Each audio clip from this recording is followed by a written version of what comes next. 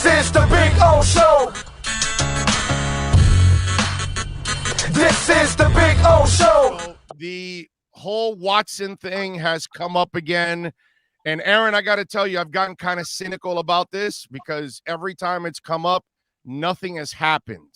And I almost feel like this is the same thing again. It's come up.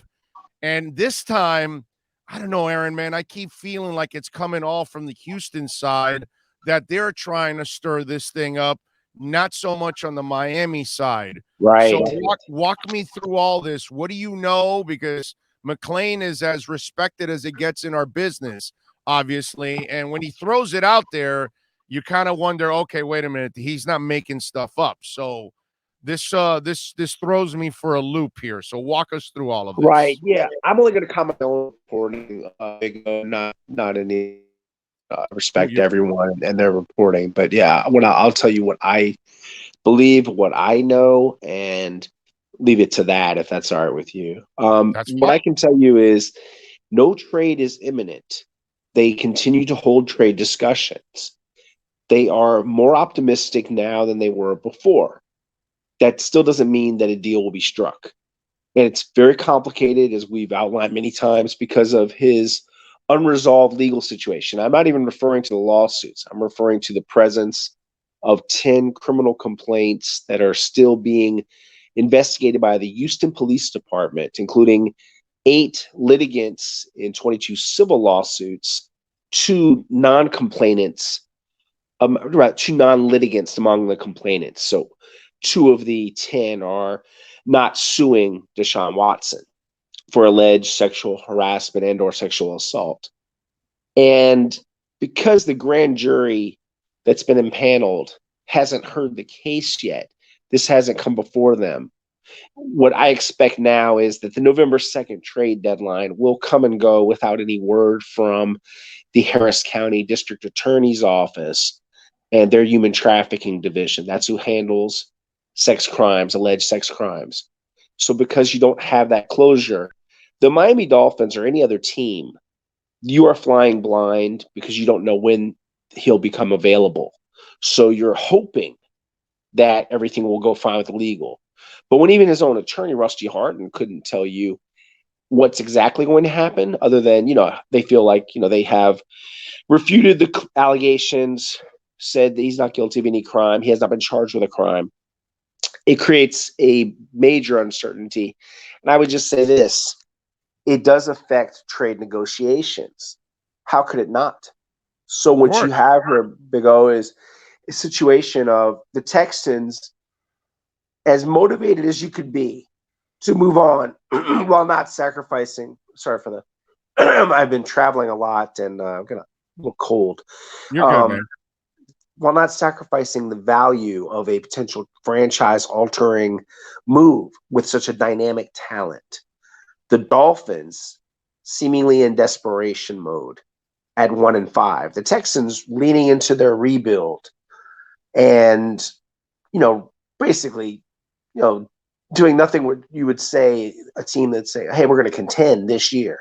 No, they cut one of their leading pass rushers, Whitney Merciless, in franchise history when they already owed him the money, just simply to make room for younger players to get on the field more because he was taking up some of those snaps. They're not trying to push for anything right now.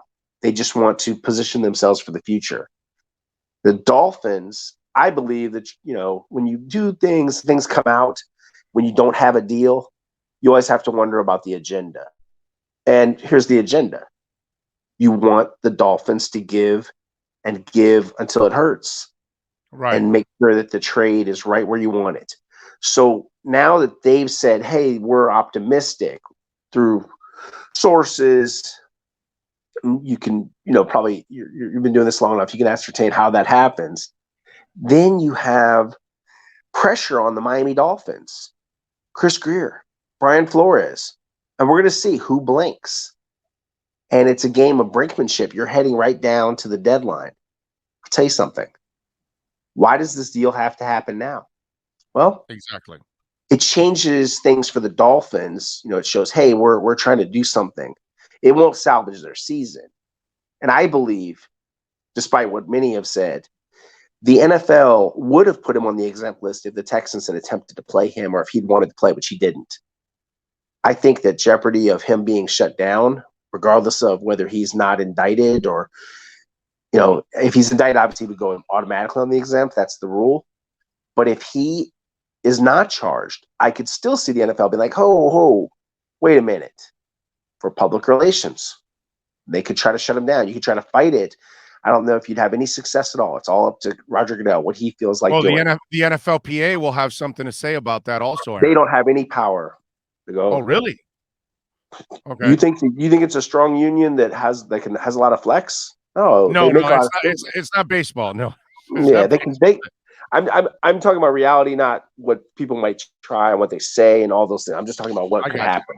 So if he gets shut down, and then you're looking at when the cases get settled. The lawsuits is not immaterial, but that's more public relations. It's about the criminal case, and that hasn't gone away. If he somehow avoids an indictment, that's possible because there's no audio, video, or DNA evidence that we've heard about. She said it's a very serious case, very serious allegations, and I take those allegations very seriously. As someone that, I've had some things, I've said before, taken out of context, and I've had situations come up like with this story. It's a very thorny, difficult, and complex and serious story. Oh, what I would say is it may not happen. There's a possibility that, as you alluded to, we have another false start. Right. I would just say, as motivated as everyone is, the deal's got to be just right. And then you have the Tua Tagovailoa situation. And no one, including the Texans, seems to want him to make him their guy. So what's the exit strategy? How do you unload Tua? And if you're the Texans, and I've heard about this, that there could be another deal because it's like they're going to look to use some of this capital, not just draft. So, and that's a developing situation, kind of a wish situation that may or may not develop. That said, and I can't say more about that one right now because I need to do more reporting on it. It's very complicated, and it wouldn't surprise me either way if it happened, doesn't happen. I think it's like a 50-50 situation right now, Bigo. And, as motivated as everyone is, I think everybody has to be very realistic that there's a lot of things that don't make this a normal trade situation. If it was simply just the player wants to be traded and he loves Miami and he loves to hang out in the Miami, in Wynwood and all those things and vacation there and has friends on the team like Christian Wilkins, former Clemson teammate, then sure. But it's not that simple. And football is not the most important thing here.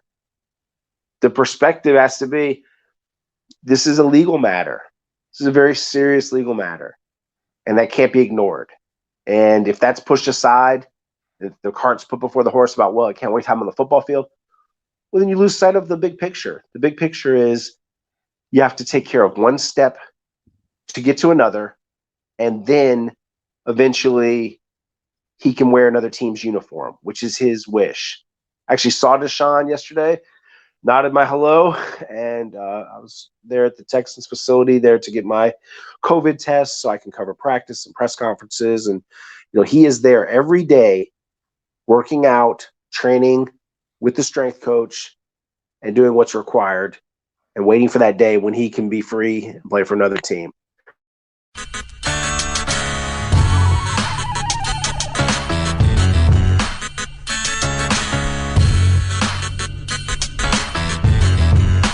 This is the Big O Show. This is the Big O Show.